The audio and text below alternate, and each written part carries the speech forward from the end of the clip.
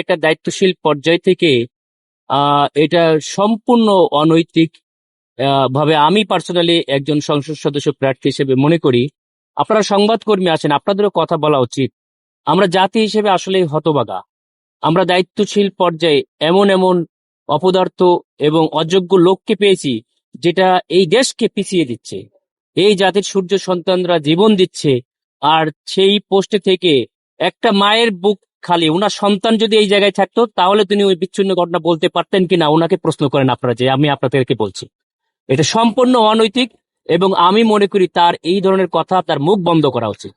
ওনার নিজের সন্তান হলে এই কথা বলতে পারতেন কিনা আপনাদের মাধ্যমে প্রশ্ন করা উচিত, আপনাদের ভয়েস রেজ করা উচিত সাংবাদিকদের।